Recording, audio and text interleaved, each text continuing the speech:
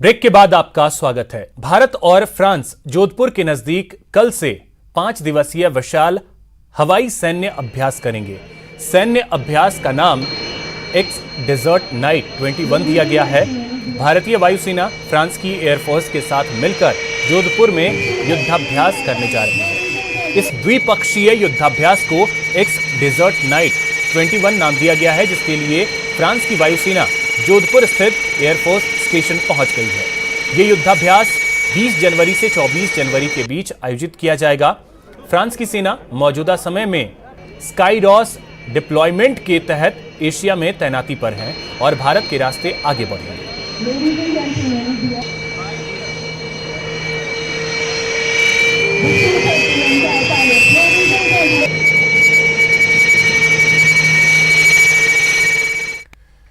कल भारतीय वायुसेना और फ्रांस की एयर एंड स्पेस फोर्स के साथ मिलकर जोधपुर में युद्धाभ्यास करने जा रही है, जिसमें भारतीय वायुसेना का बाहुबली राफेल अपना दम दिखाएगा।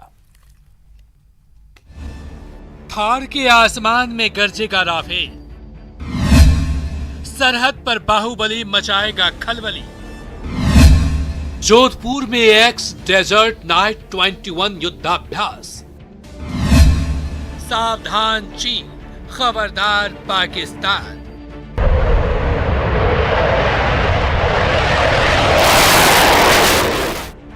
कांप उठेगा पाकिस्तान, सहम उठेगा ड्रैगन, जब इस अंदाज में थार के आसमान में राफेल गरजेगा। आसमान का बाहुबली जब उड़ान भरेगा तो दुश्मनों में खलबली मच जाएगी। इस गर्जना से दुश्मनों का दिल दहल जाएगा।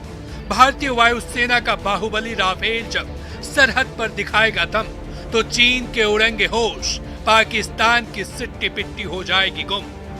जोधपुर के आसमान में 20 जनवरी को भारतीय वायुसेना और फ्रांस की एयर एंड स्पेस फोर्स के साथ अपना दम दिखाएगी। दोनों देशों के जाबाज युद्ध अभ्यास करेंगे। ये युद्धाभ्यास 20 जनवरी से 24 जनवरी तक चलेगा।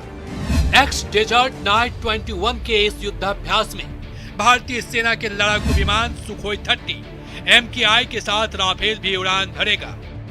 तो सरहद पर राफेल की गर्जना से दुश्मनों के होश उड़ जाएंगे, क्योंकि राफेल है दुश्मनों का कार।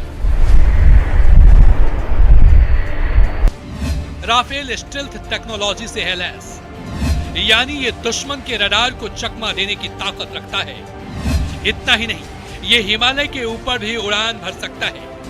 इसकी अधिकतम स्पीड 2130 किलोमीटर प्रति घंटा और 3700 किलोमीटर मारक क्षमता। Scalp, meteor missile hammer, mica जैसी खतरनाक मिसाइलों से राफेल पलक झपकते ही दुश्मन के ठिकानों को नस्ते नाबूद कर सकता है।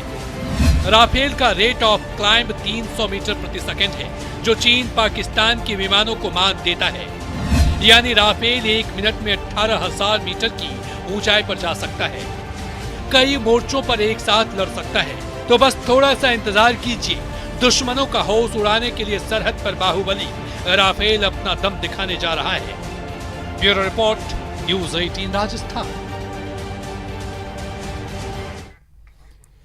क्या आप क्रिएटिव हैं, कुछ नया और अलग करना चाहते हैं, खिलौनों और गेम्स में रुचि है, तो आपके पास मौका है 50 लाख रुपए तक का इनाम जीतने का। यह मौका आपको भारत सरकार दे रही है।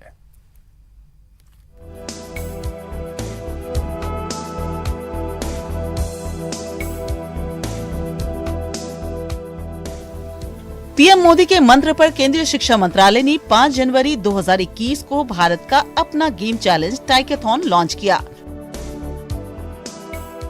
शिक्षा मंत्रालय के इनोवेशन सेल ने कई संस्थानों और मंत्रालयों के साथ मिलकर टाइकोथॉन की शुरुआत की है। टाइकोथॉन एक राष्ट्रीय स्तर की प्रतियोगिता है, जिसका उद्देश्य है ऐसे खिलौने और गेम्स बनाना जो भारतीय सभ्यता, संस्कृति, इतिहास, मूल्यों और पौराणिक कथाओं पर आधारित हों। मन की बात में भारत को टॉय इंडस्ट्री का हब बनाने के लिए पीएम मोदी ने टीम अप फॉर टॉयज का मंत्र दिया था। हम अपने युवाओं के लिए कुछ नए प्रकार के अच्छी क्वालिटी वाले खिलौने बनाते हैं। खिलौना वो हो जिसकी मौजूदगी में बचपन खिले भी, खिल खिलाए भी। हम ऐसे खिलौने बनाएं जो पर्यावरण के भी अनुकूल हो। साथियों, इसी तरह अब कंप्यूटर और स्मार्टफोन के इस जमाने में कंप्यूटर गेम्स का भी बहुत ट्रेंड है। ये गेम्स बच्चे भी खेलते हैं, बड़े भी खेलते हैं। आत्मनिर्भर भारत अभियान के तहत देश को टॉय और गेम इंडस्ट्री में भी आत्मनिर्भर बनाने के लिए इसकी शुरुआत की गई है। इस प्रतियोगिता में स्कूल स्टूडेंट्स से लेकर कॉलेज स्टूडेंट्स, टीचर्स और प्रोफेशनल्स तक हिस्सा ले सकते हैं। 3 कैटेगरीज में यह प्रतियोगिता आयोजित की जा रही है। Junior students, higher education students और प्रोफेशनल्स। आप अपनी कैटेगरी के अनुसार इसके लिए अप्लाई कर सकते हैं। टाइकोथॉन 2021 के लिए इसकी वेबसाइट toykathon.mic.gov.in के जरिए ऑनलाइन अप्लाई करना है। एप्लीकेशन प्रोसेस 5 जनवरी से ही चल रही है। अप्लाई करने की अंतिम तारीख 20 जनवरी 2021 है। अगर आप भी क्रिएटिव हैं, तो टाइकोथॉन में हिस्सा लेकर 50 लाख रुपए तक का इनाम जीत सकते हैं। Bureau report, news 18।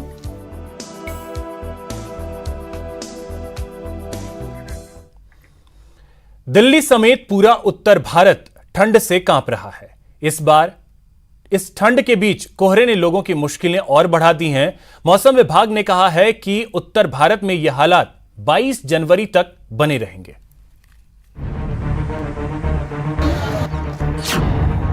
कोहरे की चपेट में पूरा उत्तर भारत। अगले 3 दिन शीतलहर से राहत नहीं। दिल्ली में 3 डिग्री तक गिर सकता है पारा।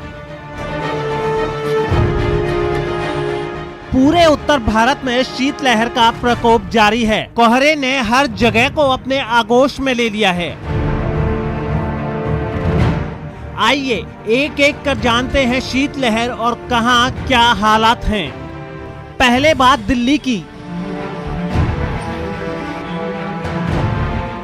ये तस्वीरें देखिए, दिल्ली के कोने कोने में कोहरा घुस गया है। कुछ भी साफ साफ नहीं दिख रहा है। कोहरे से विजिबिलिटी बेहद कम हो गई है और लोगों को गाड़ियों की हेडलाइट जलाकर चलना पड़ रहा है। बहुत ज्यादा कोहरा, विजिबिलिटी बहुत कम है और देखने में दिक्कत हो रही है। विजिबिलिटी काफी कम हो गई है, थोड़ी दिक्कत तो आती है क्योंकि कोई भी अगर हैवी ट्रैफिक आ रहा है, कुछ भी आ रहा है, तो आपको ही अपनी सावधानी बरतनी है। अगर वो कुछ कर गया तो फिर अपनी दिक्कत होगी। दिल्ली में अभी दिन का तापमान सामान्य से करीब 4 डिग्री नीचे चल रहा है और अगले 3-4 दिनों में ये गिरकर 3 डिग्री तक जा सकता है। मौसम विभाग का कहना है कि दिल्ली में ये हालात 22 जनवरी तक रहेंगे।